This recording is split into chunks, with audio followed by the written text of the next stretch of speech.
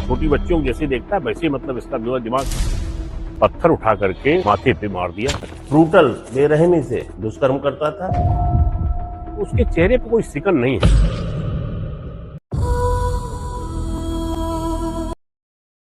UP के serial killer में आज ऐसे सीरियल किलर की कहानी जिसे बच्चों को तड़पाकर मारने में मजा आता था, जो हुलिया बदलने में माहिर था। सिर्फ 16 साल की उम्र में करीब 10 दिन में 3 वारदात की। पकड़ा भी गया, लेकिन नाबालिग होने की वजह से कम सजा मिली। बाल सुधार गृह से वापस आने पर दोबारा अपराध किए। अब की पकड़ा गया तो कोर्ट ने कहा इसे मरते दम तक जेल में रहना होगा। 23 अक्टूबर 2022 दिवाली से ठीक एक दिन पहले की शाम कन्नौज का गुरसहायागंज कस्बा टिमटिमाती झालरों और कंदीलों से जगमगा रहा था। फुटपाथ पर चूड़ा, गट्टिया, खील, खिलौने की दुकानें सजी थीं। कस्बे की पुलिस चौकी में दरोगा मनोज पांडेय ड्यूटी पर थे। शाम करीब 5 बजे वे बाजार का राउंड लेने निकल रहे थे। गेट से बाहर निकले ही थे कि बदहवासा एक आदमी भागते हुए आया। शायद PWD गेस्ट हाउस का चौकीदार था। हौंफते हुए बोला, साहब जल्दी चलिए, डाक बंगले के पीछे एक बच्ची पड़ी है। सिर फटा हुआ है, एकदम खून खच्चर है, बहुत सीरियस है। मनोज ने बिना देर किए मोटरसाइकिल उठाए और निकल पड़े। मौके पर पहुंचे तो देखा लोगों की भीड़ जमा है। 10 या 12 साल की बच्ची खून में लथपथ पड़ी है, कराह रही है, हाथ उठाकर मदद मांग रही है, लेकिन लोग वीडियो बना रहे हैं, फोटो खींच रहे हैं। मनोज का खून खौल गया। वे लगभग चीखते हुए बोले, कुछ दया शर्म है तुम लोगों में कि सब बेच खाए है। तुम्हारे घर की बच्ची के साथ ऐसा होता तब भी ऐसे वीडियो बनाते रहते। बंद करो मोबाइल। कुछ ने फोन बंद कर लिए, लेकिन कुछ अभी भी चुपके से वीडियो बना रहे थे। मनोज की नजर एक लड़के पर पड़ी। उन्होंने मोबाइल छीना और जमीन पर पटक दिया। आंखें तरेर कर उसकी ओर देखा तो लड़का भाग गया। मनोज ने फिर चीखकर पूछा, एम्बुलेंस को फोन किया किसी ने? सब एक दूसरे का मुंह देखने लगे। मनोज ने बच्ची को गोद में उठाया और सड़क की तरफ दौड़ पड़े। एक ऑटो रिक्शा रुकवाया और अस्पताल चलने को कहा। सड़क पर काफी भीड़ थी। मनोज और ऑटो ड्राइवर लगातार चिल्ला रहे थे, हट जाओ, रास्ता दो, इमरजेंसी है। जैसे तैसे अस्पताल पहुंचे, इलाज शुरू हुआ। डॉक्टर ने कहा, बच्ची की हालत नाजुक है, प्राइवेट पार्ट पर भी चोटें हैं, फौरन मेडिकल कॉलेज ले जाए। अब तक बच्ची के घरवाले भी अस्पताल पहुंच चुके थे। मां रेहाना का रो रोकर बुरा हाल था। साथ आए औरतें उसे संभाल रही थीं। पिता अफजल चुपचाप एक तरफ खड़े थे। मेडिकल कॉलेज वहां से 20 या 25 किलोमीटर दूर था। दारोगा मनोज पांडेय ने एम्बुलेंस के बारे में पूछा तो डॉक्टर बोले, सर एम्बुलेंस तो है लेकिन ड्राइवर नहीं है। मनोज ने चिढ़कर कहा, कोर्ट में खाज होने वाला हाल है। चाबी कहाँ है एम्बुलेंस की, मैं ही लेकर जाता हूँ। मनोज ने आला अफसरों को जानकारी दी और बच्ची के माँ बाप के साथ तिरवा मेडिकल कॉलेज चल दिए। पुलिस प्रशासन के सभी बड़े अधिकारी मेडिकल कॉलेज पहुंच चुके थे। डॉक्टरों की टीम तैयार थी। बच्ची को ICU के स्पेशल वार्ड में रखा गया। वो पूरी रात बेहोश रही। सुबह उसे कानपुर के हेलेट हॉस्पिटल रेफर कर दिया गया। बच्ची अब भी बेहोश थी। हेलेट हॉस्पिटल में डॉक्टरों ने बताया वो कोमा में चली गई है। ये सुनते ही रेहाना फफक पड़ी। अफजल कांपती आवाज में बोला, या अल्लाह, कैसे कराएंगे गुड़िया का इलाज? यहाँ तो दाल रोटी ही मुश्किल से चलती है। अफजल की आंखें गीली थीं। वे गुरसहायागंज बाजार में चाट का ठेला लगाते थे। मौजूद अफसरों ने अफजल और रेहाना को ढांढस बंधाया।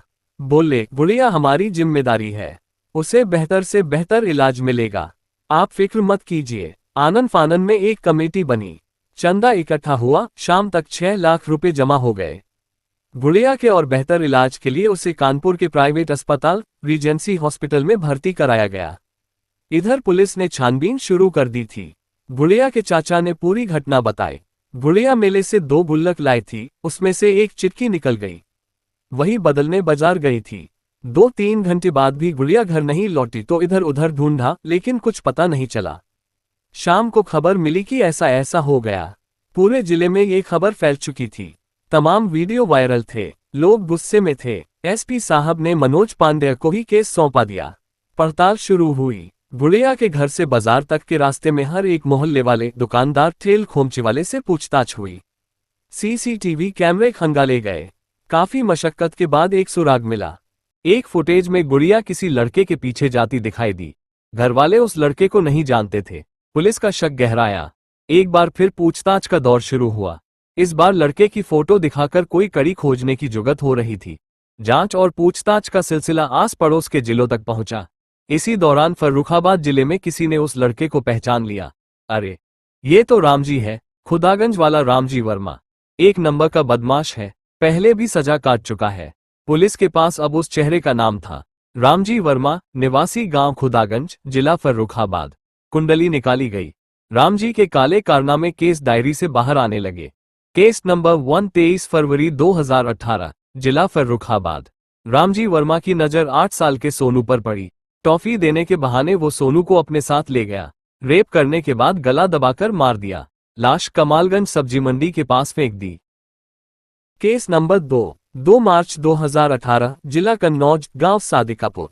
होली का दिन। 5 साल का गोलू घर के पास खेल रहा था। रंगों में चेहरा छुपाए रामजी वर्मा गोलू को बहलाकर साथ ले गया। इधर गोलू के घरवाले उसे ढूंढते ढूंढते परेशान हो गए। पुलिस में रिपोर्ट दर्ज कराई।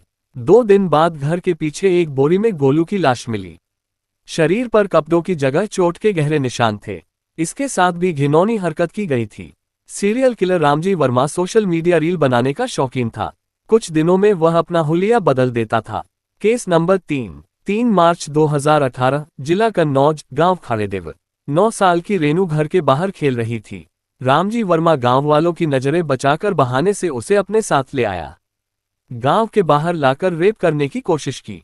रेनू ने चिल्लाना शुरू किया तो उसके सिर पर पत्थर मारकर भागने लगा। खेतों में काम कर रहे लोगों ने आवाज सुनी तो दौड़ पड़े। रामजी पकड़ा गया। खूब धुनाई हुई, फिर पुलिस के हवाले कर दिया गया। रेनू मरते मरते बची थी। अगले दिन यानी 4 मार्च को छिबरामऊ कोर्ट में पेशी हुई। पता चला रामजी वर्मा की उम्र सिर्फ 16 साल है। मामला जुवेनाइल कोर्ट किशोर न्याय बोर्ड भेज दिया गया। रामजी नाबालिग था, लेकिन शातिर इतना कि बड़े बड़े अपराधी पीछे छूट जाएं। पेशी से लौटते वक्त पुलिस को चकमा देकर भाग गया। प्रशासन की बड़ी बदनामी हुई।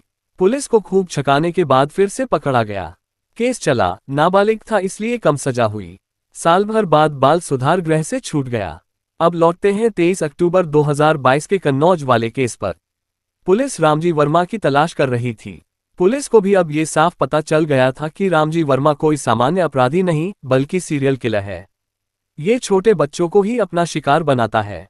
इस जानकारी के बाद पुलिस सुपर एक्टिव हो चुकी थी। पोस्टर छपवाए गए, 1 लाख रुपए का इनाम घोषित हुआ। न्यूज चैनल्स पर रामजी की फोटो फ्लैश होने लगी, छापेमारियां हुई। रामजी वर्मा के बारे में रोज कोई नई बात पता चल रही थी। गांव वालों ने बताया कि मोबाइल पर क्राइम सीरियल देखता रहता था। तंबाकू के अलावा किसी तरह नशा नहीं, बोलचाल में बेहद जहीन, होटल में वेटर वगैरह के काम में परफेक्ट। रामजी के बारे में काफी कुछ पता चला था, लेकिन रामजी का कहीं पता नहीं लग रहा था।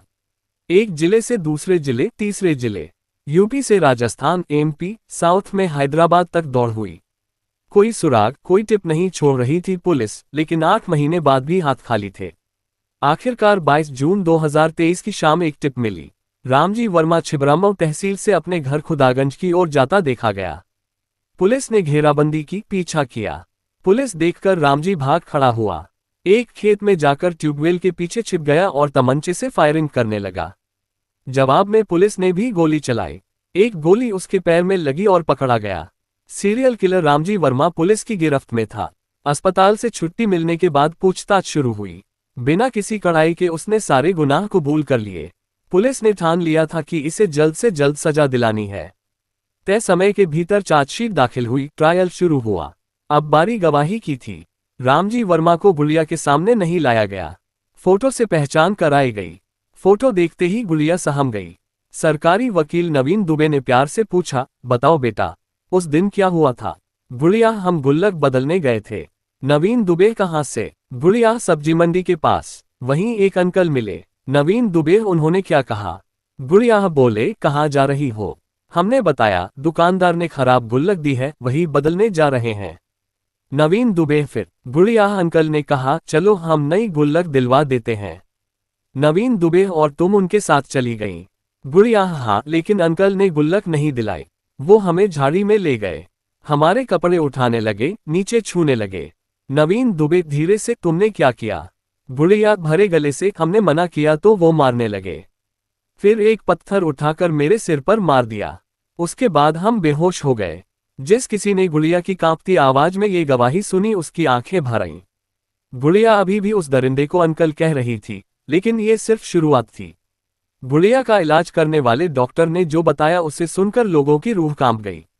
डॉक्टर ने बताया, बच्ची की पूरी बॉडी पर घाव थे, सिर के पीछे की हड्डी टूटी थी, चेहरा खून और चोटों से भरा था, शरीर पर जगह जगह खरोंच के गहरे निशान थे।